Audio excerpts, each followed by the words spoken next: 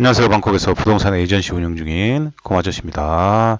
자, 오늘은 일단 콘도부터 하나 구경을 하고 이야기를 계속 이어가도록 하겠습니다. 자, 지금 보면 이렇게 콘도가 나오고 있는데, 그리고 사진으로 한번 다시 봅시다. 지금 다 완성된 콘도고요. 이렇게 생겼죠. 전철역 보이시죠? 전철역 바로 앞에 있고요. 그 다음에 지금 시설이 이렇게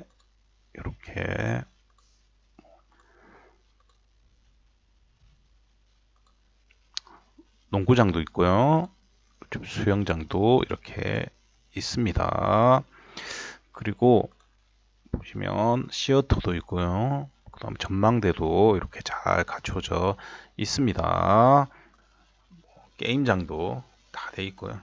라이브러리도 잘 돼 있고요. 헬스 시설도 잘 돼 있습니다. 헬스 시설도 잘 되어 있습니다. 보이시죠? 자, 이 콘도 뭐 괜찮아 보이시죠? 자, 그런데 이 콘도 가격이 원베드룸 경우는 1억 안 하는 유닛도 많습니다. 1억 안 하는 유닛도 많고요. 그리고 수익률이 어느 정도 나오냐면 거의 한 5% 정도 나옵니다. 우리가 수익률이라고 하면 보통 한국에서 오피스텔 같은 거 수익률 얘기할 때는 대출을 끼고 수익률 계산을 해줍니다. 그러다 보니까 수익률이 과도하게 높게 나옵니다. 그런데 지금 5%라는 건 작은 게 아닙니다. 왜냐하면 대출을 안 받은 상태에서 5% 정도 나오기 때문에 굉장히 높은 수익률이 나오는 겁니다. 자, 그러면 우리 로케이션 한번 살펴보도록 하겠습니다. 지금 뭐 전철 앞에 있다는 거 제가 알려드렸고요. 그 다음에 여기 보시면 고속도로 바로 타고 갈 수 있게 되어 있죠. 그 위에 보시면 이렇게 도요타 공장이 있습니다. 그래서 이쪽이 공장이 굉장히 많습니다. 일본 공장들이. 자, 그래서 지금 보시면 공장 굉장히 많죠. 자, 그리고 이쪽에 보시면 해군사관학교 여기 있죠. 자, 여기 해군사관학교고요.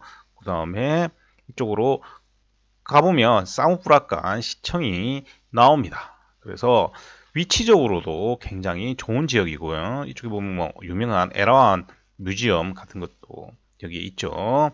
지금 이 에라완 뮤지엄이 있는 이 사거리가 도로교통이 굉장히 중요한 지역입니다. 그래서 위치적으로 보면 나쁘지 않은 위치에 있다 볼 수 있죠. 자, 그리고 시내 쪽으로 얼마나 걸리는지 한번 봅시다. 자, 그럼 보시면 시암까지 42분 전철로 걸리고요. 자, 아소까지 한번 볼까요? 아소까지는 33분 걸립니다. 이렇게 보면 1억도 안 하는 콘도 굉장히 좋아 보입니다. 여러분들 중에서 이 콘도를 사실 의향이 있으신 분들은 저한테 상담을 받으시면 됩니다. 그런데 저는 되도록 이 콘도를 팔고 있지 않습니다. 이 콘도를 왜 제가 예를 드냐면 대부분의 이 가격대의 콘도를 팔지 않는 이유를 여러분들에게 설명을 드리기 위해서입니다. 이렇게 외곽에 가격이 싼 콘도 수익률이 굉장히 좋고 전철 앞에 있고 위치 굉장히 좋아 보입니다만 안 파는 데는 이유가 있는 겁니다. 이 얘기는 아마 어떤 한국인 에이전트도 하지 않는 얘기일 겁니다. 자, 오늘 굉장히 중요한 이야기입니다. 보시면 이거 33분 걸리고 요거 42분 걸립니다.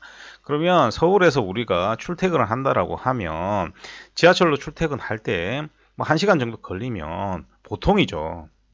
자, 그런데 지금 33분, 42분 걸리니까 굉장히 짧은 거리라고 여러분들 생각할 수가 있습니다. 근데 방콕에 사시는 분들은 아시겠지만 이 거리는 짧은 거리가 아닙니다. 이것은 방콕 기준으로 굉장히 먼 곳입니다. 여러분들한테 제가 계속 강조드리지만 한국에서의 고정관념을 버리셔야 된다라고 계속 말씀을 드리고 있습니다. 그렇기 때문에 거리감이 방콕과 서울은 다릅니다. 여기는 방나지나서 굉장히 먼 곳이라고 보면 됩니다. 자, 그러니까 이 지역은 시내에서 굉장히 먼 지역이다. 이렇게 보시면 됩니다. 제 유튜브를 자주 보셨으면 왜 그런지는 쉽게 이해가 될 겁니다. 지금 여기 보시면 제가 음식점 찍어 놓은 것들이죠. 그러면 이 음식점 찍어 놓은 거에 왜 이렇게 중심부에 이렇게 몰려 있는지 여러분들이 생각해 보면 아시겠죠.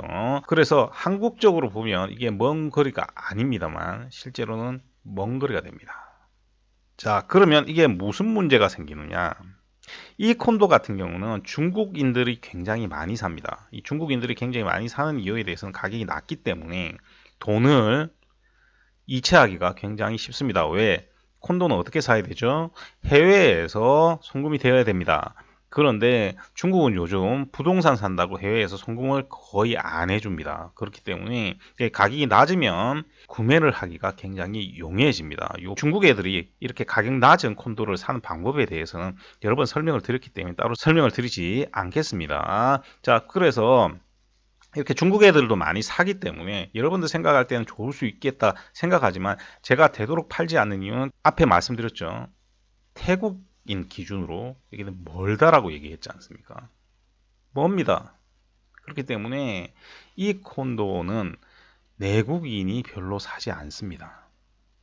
자, 쉽게 얘기를 해서 이 콘도뿐만이 아니라 외곽에 있는 콘도들, 가격이 싼 콘도들은 내국인이, 그러니까 태국인이 거의 투자를 하지 않습니다. 자, 그러면 어떤 문제가 생기느냐?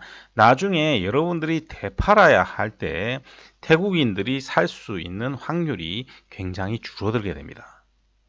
그렇기 때문에 가끔 보면 인터넷에 콘도를 1억도 안 되는 콘도 사서 손해봤다는 게 많이 나오는 이유입니다. 그래서 외국인만 복작복작하게 사는데 외국인이 그러면 49%를 전부 다 살 수 있으면 다행입니다만 아무리 많이 산다라고 해도 외곽에 있는 콘도기 때문에 외국인이 49%를 사는 경우도 굉장히 적습니다. 그러면 항상 외국인 슬롯이 남아있겠죠.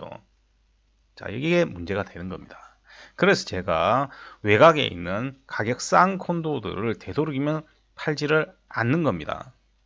제가 가끔씩 가격이 낮은데 파는 곳은 새로 전철역이 생기는데 이 지역이 앞으로 굉장히 발전할 가능성이 높은 지역이 굉장히 드물게 있습니다. 많지 않습니다.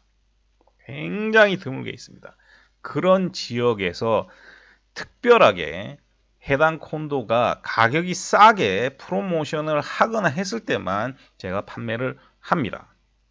자, 그런데 이런 콘도들은 어떤 사람들이 사도 되냐 하면 이런 식으로 접근하는 사람들은 사도 됩니다. 어떤 내용이냐면 이 콘도를 사서 가격이 싸기 때문에 내가 직접 사용을 하거나 수익률이 높기 때문에 임대를 줘서 임대 수익을 받는 대신에 판매를 할 때 일정 부분 손해를 봐도 상관없다라고 생각하시는 분들은 사도 됩니다. 그렇지 않고 여러분들이 원금을 전부 다 회수하겠다라는 생각을 하신다면 가격이 낮은 콘도는 되도록이면 사시면 안 됩니다. 그래서 제가 가격 낮은 콘도 보통 1억 5천 이하의 콘도를 거의 1년에 한 번 정도 팔까 말까 합니다.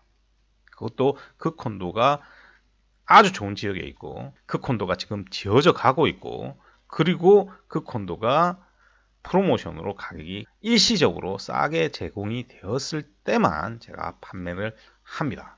그러니까 거의 판매하지 않는다고 보시면 됩니다. 그런데 이런 건 외곽에 있는 콘도만 해당되는 것은 아닙니다. 이 안에서도 제가 말씀드렸죠. 굉장히 짧은 거리 안에서도 구분이 너무 많이 되기 때문에 이 안에서도 사지 말아야 할 지역에 사지 말아야 할 위치에 있는 콘도들은 가격이 쌉니다. 그런 콘도들은 피하시는 게 가장 좋습니다. 그런 콘도들은 이 외곽에 지금 있는 콘도들보다 훨씬 더 위험합니다. 여기는 앞으로 발전 가능성이라는 게 있는데 거기는 발전 가능성도 없습니다. 그래서 이 내부 안에서 가격이 싼 지역들은 특히나 여러분들이 사시면 안 됩니다. 제가 많이 말씀을 드렸습니다.